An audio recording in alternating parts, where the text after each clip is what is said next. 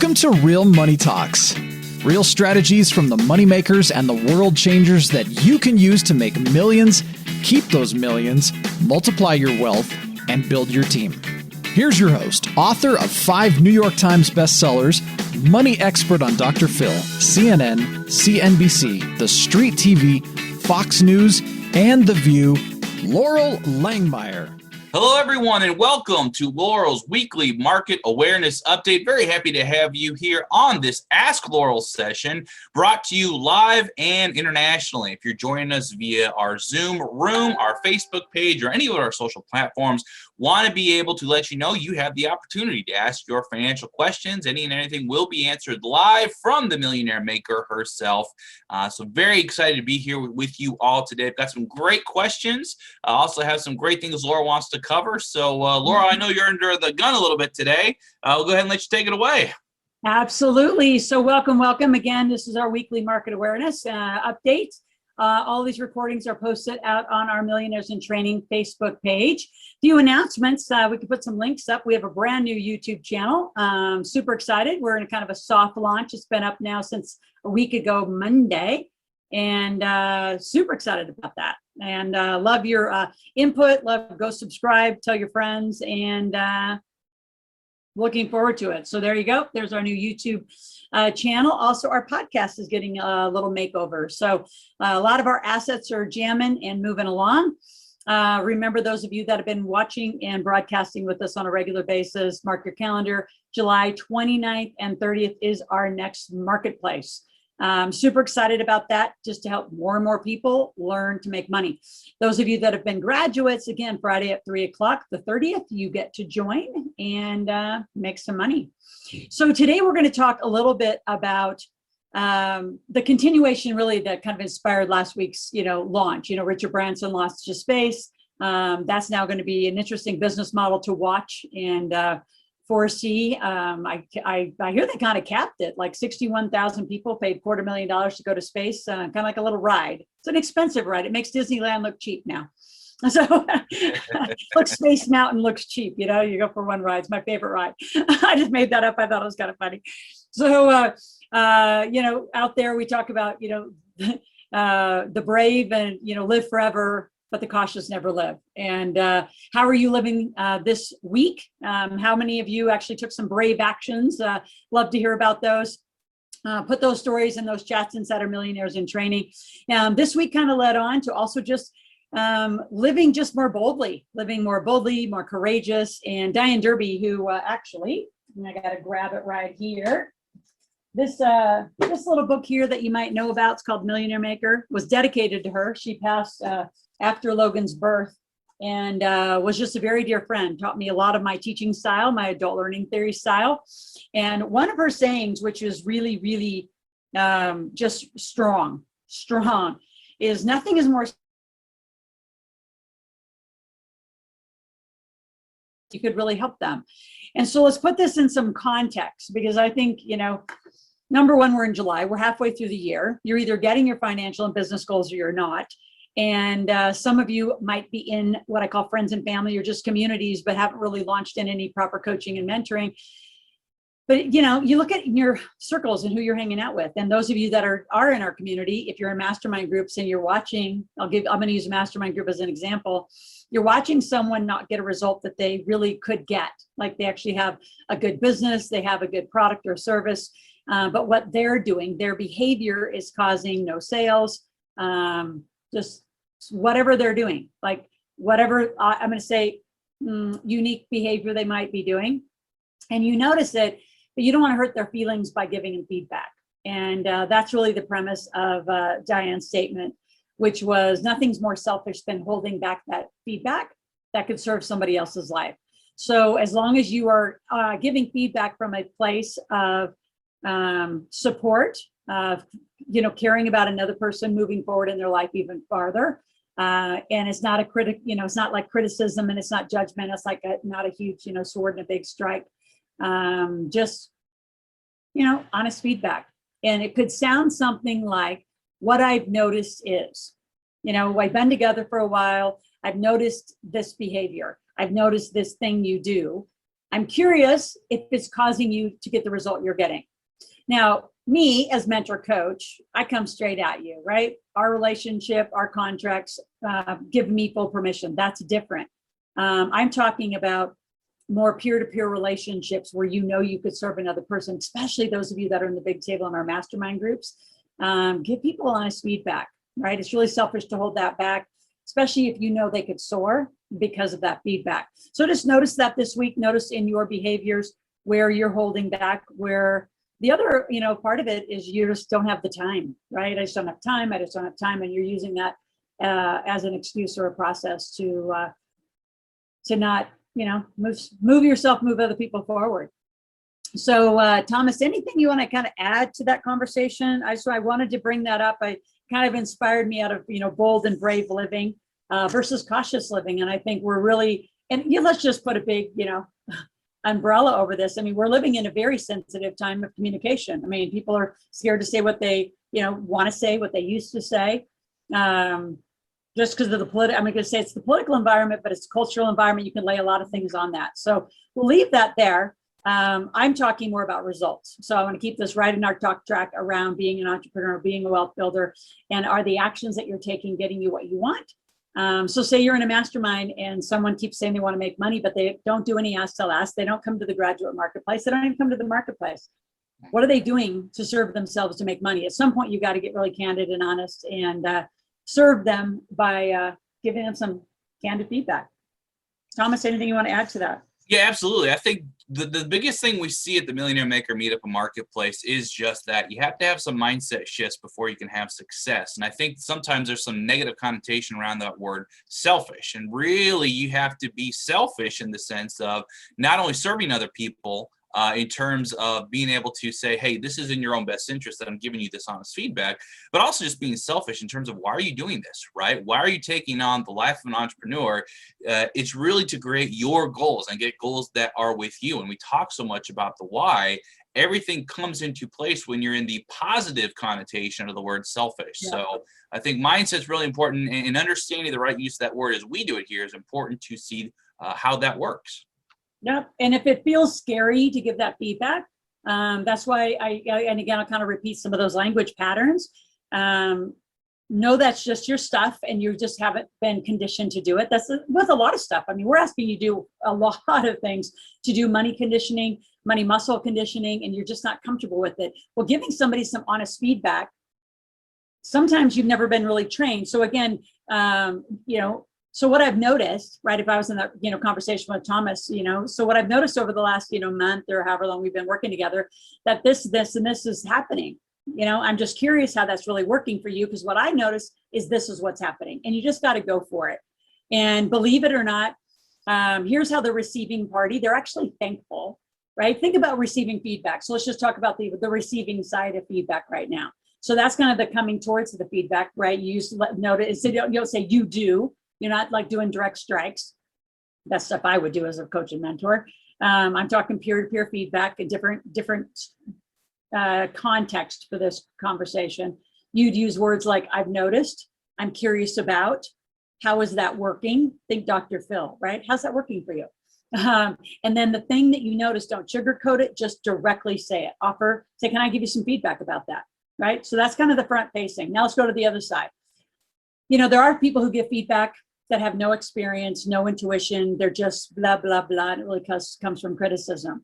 So, way back in the day when I did a lot of executive coaching, I said, feedback comes in, one of three ways. So feedback is just that. It's like interesting information. Thank you. I appreciate it. You don't need to negotiate it. You just move on because it didn't really stick. It didn't seem relevant. It was just comments. Then there's the ones that strike, that are like, ooh, that's the truth. Like, because you know it, right? And sometimes that feels great. And then the other side of the feedback is it kind of hurts a little bit. And so notice if the other person gets defensive, you probably struck a nerve, right? Which means there's some truth to what you're saying.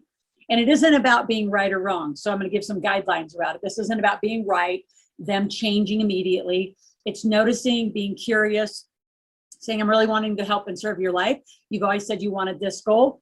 I notice you're not getting it. From what I see, you consider this. So notice the language is softer. it's open.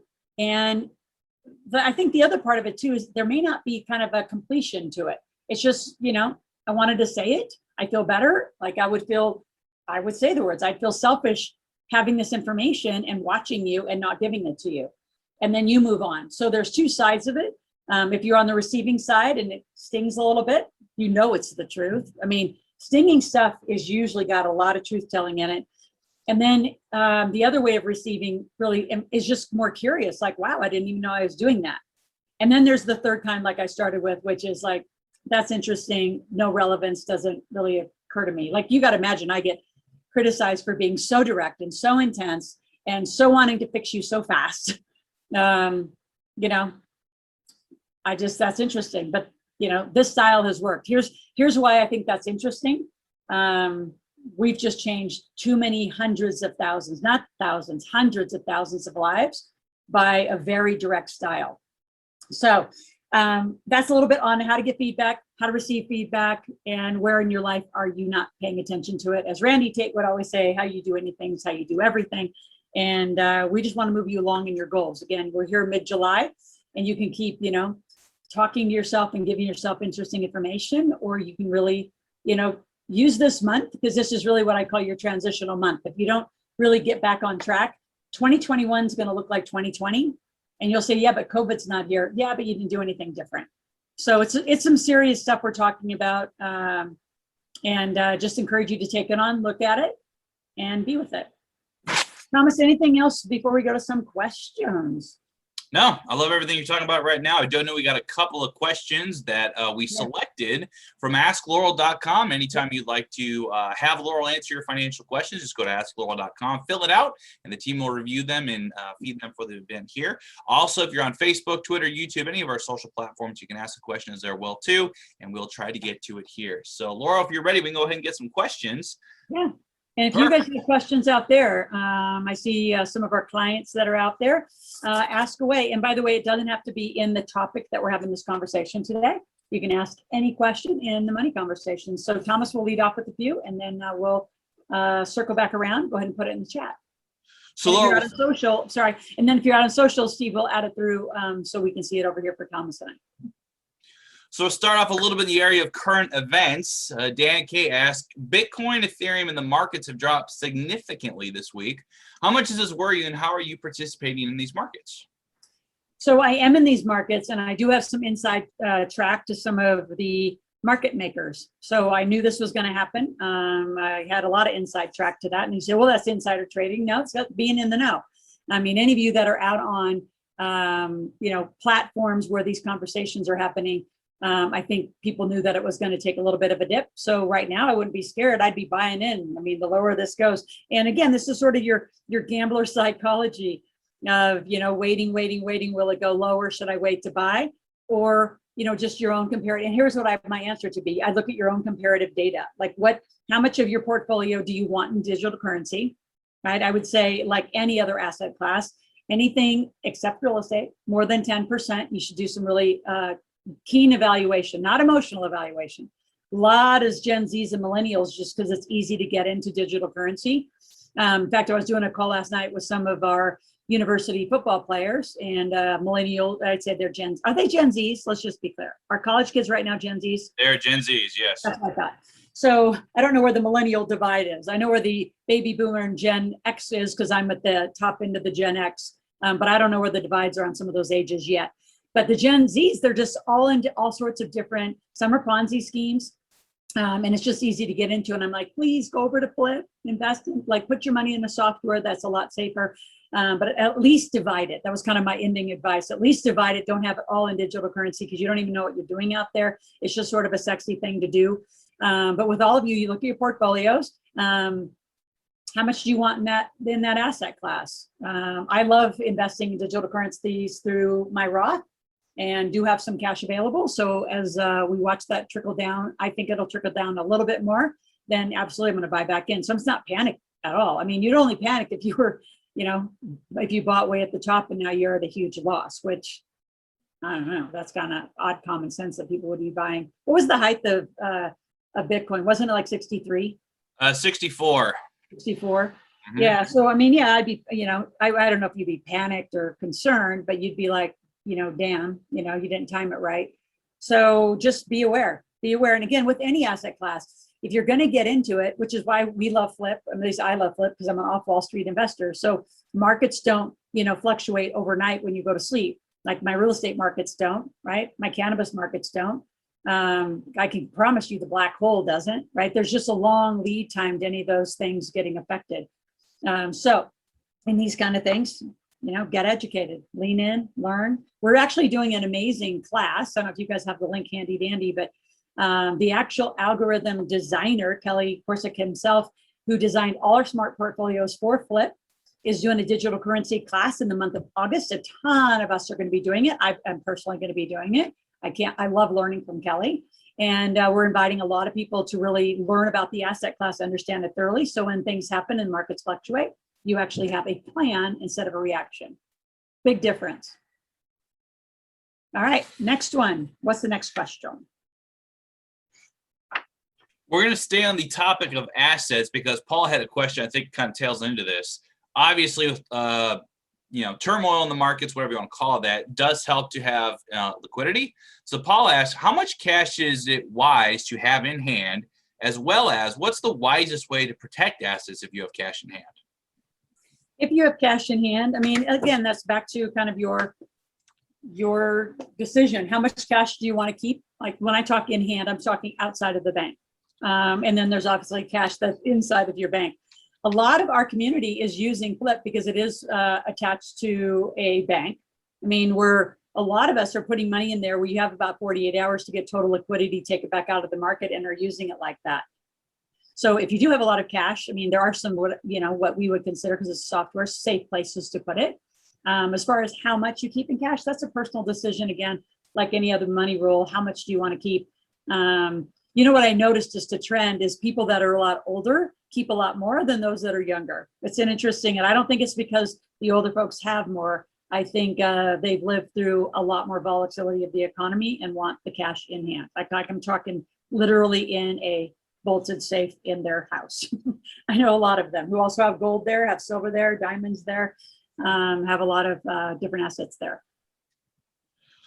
Perfect. All right. And again, folks, if you have questions, go ahead. You can type them live. We have one from the Zoom room right now. Alan asks, how do you open a self-directed Roth IRA?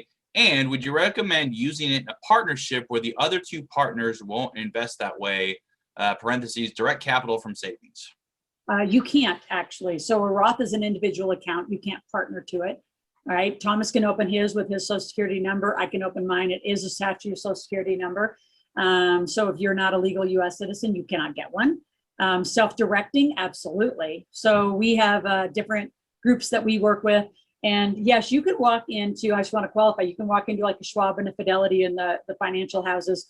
They'll say they self-direct, but you can only buy things inside of their product suite, right? You can only buy Schwab mutual funds and you can only buy from them.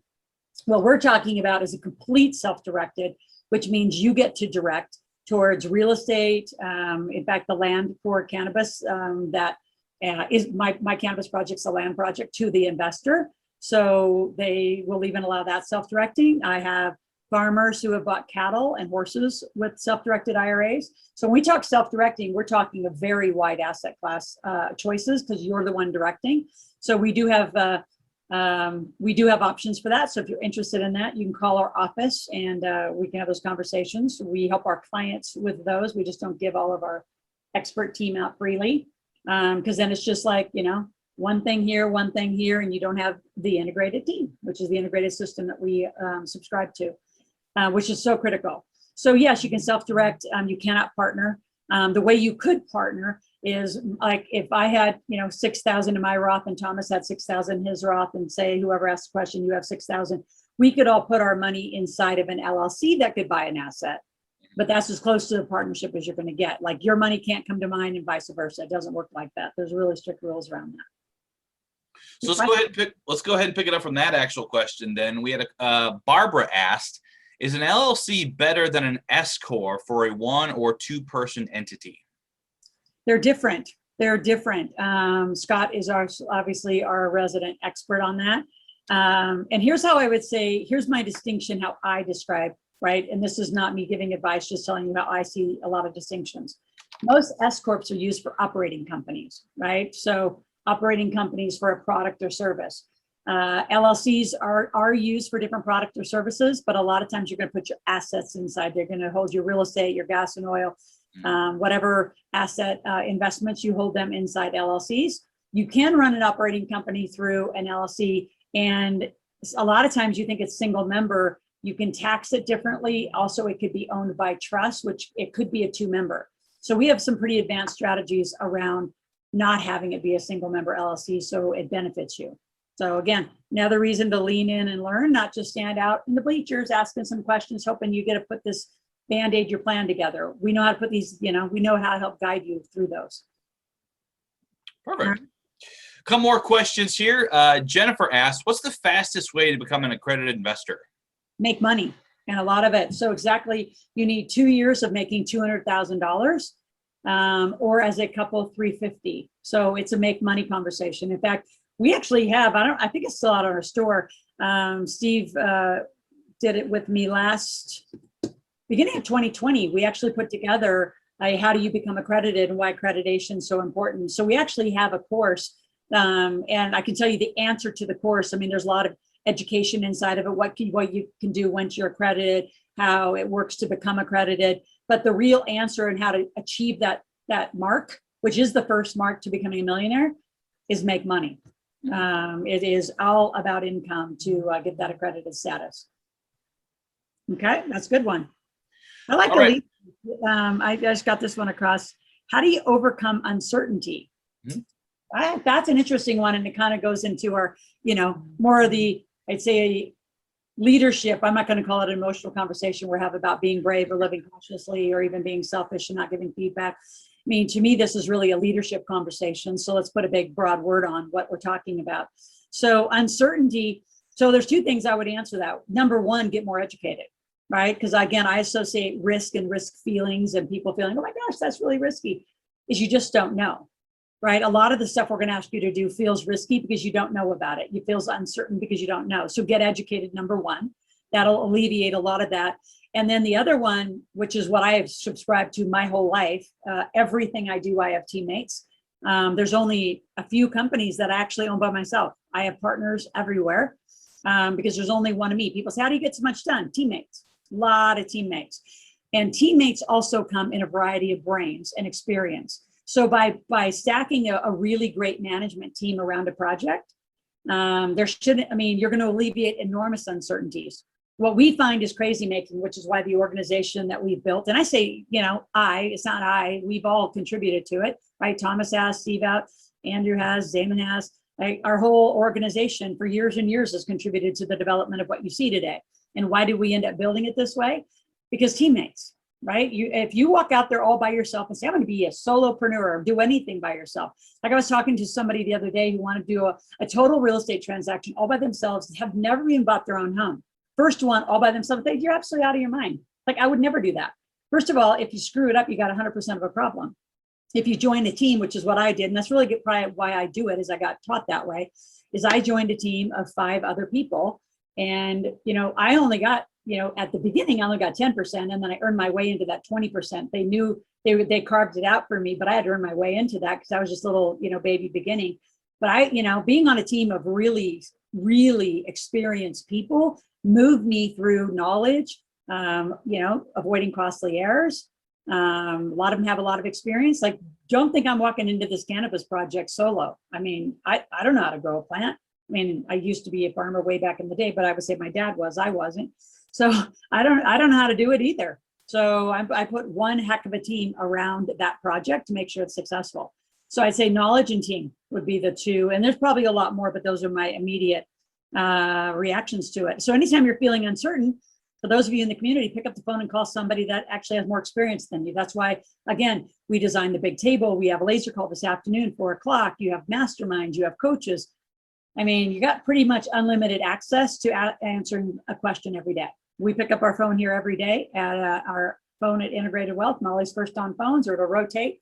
We actually are here together in an office. So, I feel like we've built an organization that leaves you excuseless. You just can't have an excuse to say, well, I didn't know and I was uncertain. Then pick up the phone and ask. So that would be my answer. What about any other questions? That was all we had from the AskLoral.com site. But if you're on Facebook, YouTube, Twitter, Instagram, some of those other sites out there, maybe TikTok, you have questions, go ahead, put them into the chat box right now. If you're in the Zoom room, you can do the same thing as well, too. We are here every week, Tuesday at 12 p.m. Pacific, answering your financial questions live and uncensored. You get the real deal when you're talking to Loral about money. And so we love doing this and love having your questions. Absolutely.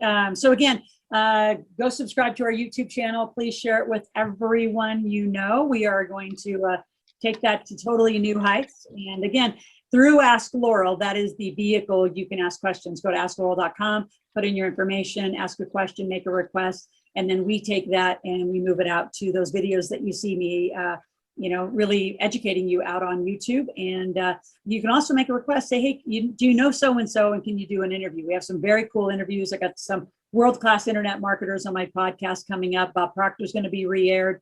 I've actually reached out to Jordan Belfort to get a second interview, a little later, see what he's up to. He's always got amazing sales systems. So stay tuned. We have a lot of assets and a lot of platforms that you can get our information from, and whatever works best for you and your family. So look forward to more. We will be back every Tuesday. Those of you who are on Clubhouse, we are moving over there 1 o'clock to 3 o'clock every Tuesday. Today might be a little bit shorter. We have a big fire going here in Northern Nevada. And where it's actually, I'll just make the announcement now. It's going to be marketing centric. Steve's going to run it. But I will be back next week to do makeover. So again, our goal for you, my point in bringing up all these these platforms is, you don't, again, have any excuse to say, well, Loral doesn't talk to us on, right? We're on TikTok, we're on Instagram. So however you need to hear our content, we are out there with you. But again, your questions come through askloral.com. And I see some new people out here. So Alan, good to have you. I think you're new to this broadcast. A lot of you are weekly members, so we appreciate you being out, and share it. Let's start doubling this room and getting more and more people to this broadcast. I know a lot of people know we record it, so they just wait for later once we're done. But I love the live interaction, and I love the live questions. So look forward to it. We will see you next Tuesday on our market awareness. Thanks, Thomas. Thanks, team.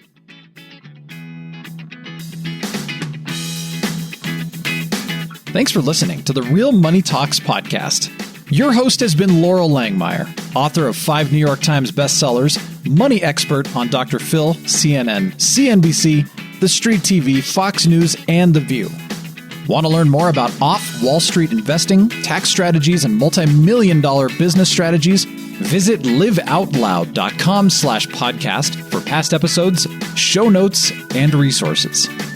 For some special wealth-building gifts only for Loral's podcast listeners, visit liveoutloud.com/podcast gifts. Do you have a burning question for Loral? Visit askloral.com to submit your question, and it may just be covered on a podcast episode. So stay tuned and be sure to subscribe to get new episodes every week.